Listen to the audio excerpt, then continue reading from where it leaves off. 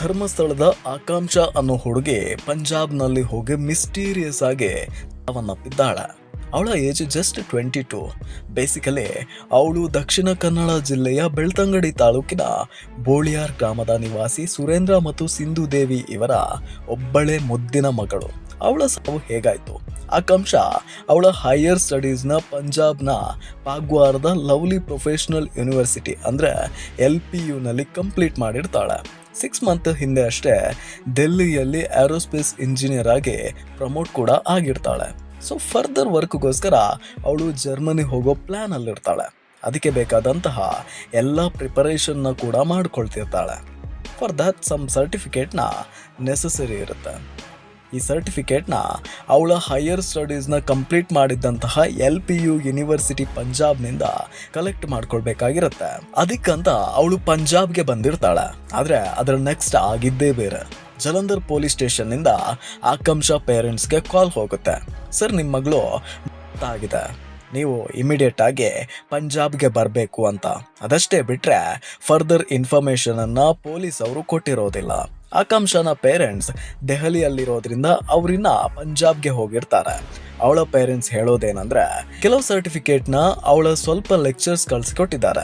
ಅದಕ್ಕಂತ ಇನ್ನೊಬ್ಬ ಲೆಕ್ಚರ್ನ ಕೇಳಿದಾಗ ಹಾಗೆಲ್ಲ ಸರ್ಟಿಫಿಕೇಟ್ನ ಕಳ್ಸಿಕೊಡೋದಿಕ್ಕಾಗಲ್ಲ, ನೀವು ಇಲ್ಲಿಗೆ ಬರಬೇಕು ಅಂತ ಹೇಳಿದ್ರು. ಅದಕ್ಕಂತ ಅವಳು ಗುರುವಾರ 10 ಗಂಟೆ ರಾತ್ರಿಗೆ ದೆಹಲಿಯಿಂದ ಹೊರಟು ಪಂಜಾಬ್ಗೆ 4:15 5 ಗಂಟೆಗೆ ರೀಚ್ ಆಗಿ 9 ಗಂಟೆಗೆ ಕಾಲೇಜ್ ಆಫೀಸ್ಗೆ ಹೋದ್ರೂ ಕೂಡ ಅಲ್ಲಿ ಇವತ್ತಾಗಲ್ಲ, ನಾಳೆ ಬನ್ನಿ ಅಂತ ಹೇಳಿದ್ರಂತೆ. ಅವಳಲ್ಲೇ 3 ಇಯರ್ಸ್ ಸ್ಟಡಿ ಮಾಡಿರೋದ್ರಿಂದ ಅವಳ ಫ್ರೆಂಡ್ಸ್ ರೂಮ್ ಇತ್ತು, ಹಾಗೆ ಅಲ್ಲಿ ಉಳ್ಕೊಂಡ್ಳು. ಹಾಗೆ ನೆಕ್ಸ್ಟ್ ಡೇ ಅಂದರೆ ಶನಿವಾರ 9 ಗಂಟೆಗೆ ಅವಳ ಫ್ರೆಂಡ್ ಕೇರಳದವನು ಅವಳನ್ನು ಬೈಕ್ನಲ್ಲಿ ಕಾಲೇಜ್ಗೆ ಡ್ರಾಪ್ ಮಾಡ್ದ.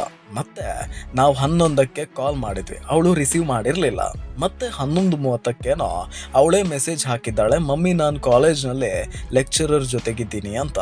2 ಗಂಟೆಗೆ ಮತ್ತೆ ನಾವು ಕಾಲ್ ಮಾಡಿದಾಗ ಕಾಲ್ ಕೂಡ ರಿಸೀವ್ ಮಾಡಲಿಲ್ಲ, ಮೆಸೇಜ್ ಕೂಡ ಹಾಕಿರಲಿಲ್ಲ. ಸಡನ್ ಆಗಿ 4 ಗಂಟೆ ಅಷ್ಟೊತ್ತಿಗೆ ಜಲಂಧರ್ ಪೊಲೀಸ್ ಸ್ಟೇಷನ್ ಇಂದ ಕಾಲ್ ಬಂತು, ನಿಮ್ಮ ಮಗಳು ಆಕಾಂಕ್ಷ ಆಗಿದ್ದಾಳೆ ಅಂತ. ಪೊಲೀಸ್ ಕೂಡ ಸರಿಯಾಗಿ ಏನೂ ಇನ್ಫಾರ್ಮೇಶನ್ ಕೊಡ್ತಿಲ್ಲ. ಮೊನ್ನೆ ಅಷ್ಟೇ ನಿಮ್ಮ ಮಗಳು 3rd ಫ್ಲೋರ್ನಿಂದ ಬಿದ್ದಿದ್ದಾಳೆ ಅಂತ ಹೇಳಿದ್ರು, ಆದರೆ ಇವಾಗ ನೋಡಿದ್ರೆ 4th ಫ್ಲೋರ್ನಿಂದ ಕಾಲೇಜ್ನಲ್ಲೇ ಬಿದ್ದು ಆಗಿದ್ದಾಳೆ ಅಂತ ಹೇಳ್ತಿದ್ದಾರೆ. ನಮ್ಮ ಮಗಳು ಸೂಸೈಡ್ ಮಾಡ್ಕೊಳ್ಳುವಂತಹ ಹುಡುಗಿ ಅಲ್ಲ, ಕಾಲೇಜ್ನಲ್ಲೇ ಏನೋ ಆಗಿದೆ, ಕಾಲೇಜ್ನ ಆಡಳಿತ ಮಂಡಳಿ ಮೇಲೇನೆ ನಮಗೆ ಡೌಟ್ ಇದೆ ಅಂತ ಹೇಳಿದ್ದಾರೆ. ಆಕ್ಚುಲಿ ವಿಷಯ ಇದ್ದಿದ್ದೇನೆಂದ್ರೆ, ಆಕಾಂಕ್ಷಗೆ ಅವಳ ಪ್ರೊಫೆಸರ್ ಬಿಜಿಲ್ ಮ್ಯಾಥ್ಯೂ ಮೇಲೆ ಲವ್ ಆಗಿತ್ತಂತೆ.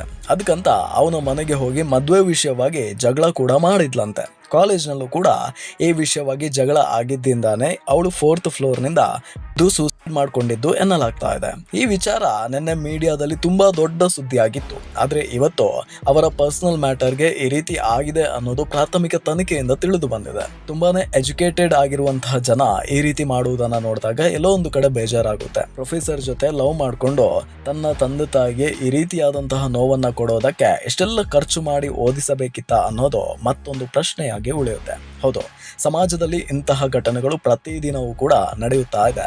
ಒಂದು ಕಡೆಯಲ್ಲಿ ಪ್ರೀತಿ ಪ್ರೇಮದ ಪ್ರಕರಣಗಳು, ಇನ್ನೂ ಒಂದು ಕಡೆ ಅಕ್ರಮ ಸಂಬಂಧಗಳ ಪ್ರಕರಣಗಳು, ಇನ್ನೂ ಒಂದು ಕಡೆ ಈ TV ನ್ಯೂಸ್ ಚಾನೆಲ್ಗಳಲ್ಲಿ ಕೆಲಸ ಮಾಡ್ತಿದ್ದವರ ಪ್ರಕರಣಗಳು. ಇದನ್ನೆಲ್ಲ ನೋಡಿದಾಗ ಜನ ಯಾವ ಮನಸ್ಥಿತಿಗೆ ಹೋಗ್ತಾ ಇದ್ದಾರೆ ಮತ್ತು ಜನ ಯಾವ ಮನಸ್ಥಿತಿಯಲ್ಲಿ ಬದುಕ್ತಾ ಇದ್ದಾರೆ ಅನ್ನೋದು ತಿಳಿಯುತ್ತಿಲ್ಲ. ಇಂತಹ ಪ್ರಕರಣಗಳು ಮುಖ್ಯವಾಗಿ ನಡೆಯೋದು ಒಂದೋ ಇವರಿಬ್ಬರ ನಡುವೆ ಏನೋ ಆಗಿರ್ಬೋದು, ಮೊದಲು ಒಪ್ಪಿಕೊಂಡಿದ್ದಂತಹ ವ್ಯಕ್ತಿ ಆಮೇಲೆ ಒಪ್ಪದೇ ಇರೋದ್ರಿಂದ ಈ ರೀತಿ ಮಾಡಿಕೊಂಡಿರುವಂತಹ ಚಾನ್ಸಸ್ ಇದೆ. ಇನ್ನೂ ಒಂದು ಕಡೆಯಲ್ಲಿ ಸಣ್ಣ ಸಣ್ಣ ವಿಚಾರದ ಜಗಳ ಕೊನೆಗೆ ಈ ರೀತಿಯಾದಂತಹ ಪ್ರಕರಣಕ್ಕೆ ಕಾರಣವಾಗಿರ್ಬೋದು. ಎಜುಕೇಶನ್ ಅನ್ನೋದು ಕೇವಲ ಪುಸ್ತಕ ಮತ್ತು ಕೆಲಸಕ್ಕೆ ಸೀಮಿತ ಆಗಿರಬಾರ್ದು. ಮುಂದಿನ ಭವಿಷ್ಯಕ್ಕೂ ಕೂಡ ಅದು ತುಂಬಾನೇ ಇಂಪಾರ್ಟೆಂಟ್. ಯಾಕಂದ್ರೆ ಬದುಕು ಕಟ್ಟಿಕೊಳ್ಳಲು ಎಜುಕೇಶನ್ ಹೊರತು ಬದುಕನ್ನೇ ನಶಿಸಿಕೊಳ್ಳಲು ಅಲ್ಲ. ಹಾಗೇನೆ ತಂದೆ ತಾಯಿಯ ಜವಾಬ್ದಾರಿ ಕೂಡ ಇದರಲ್ಲಿ ತುಂಬಾನೇ ಇದೆ. ಸೊ ಈ ಇನ್ಸಿಡೆಂಟ್ ಸದ್ಯ ಈಗಲೂ ಕೂಡ ಇನ್ವೆಸ್ಟಿಗೇಷನ್ ಲೆವೆಲ್ ಅಲ್ಲೇ ಇದೆ. ಹೀಗಾಗಿ ಘಟನೆ ಇಷ್ಟೇ ಆಗಿದೆ ಅನ್ನೋದನ್ನ ಮಾತ್ರ ಹೇಳೋದಿಕ್ಕೆ ಸಾಧ್ಯ. ಮುಂದಿನ ಕತೆ ಏನು ಅನ್ನೋದು ಇನ್ವೆಸ್ಟಿಗೇಷನ್ ಟೈಮಲ್ಲಿ ಗೊತ್ತಾಗುತ್ತೆ. ಸಿಗೋಣ ಮತ್ತೊಂದು ವಿಡಿಯೋದಲ್ಲಿ. See you soon.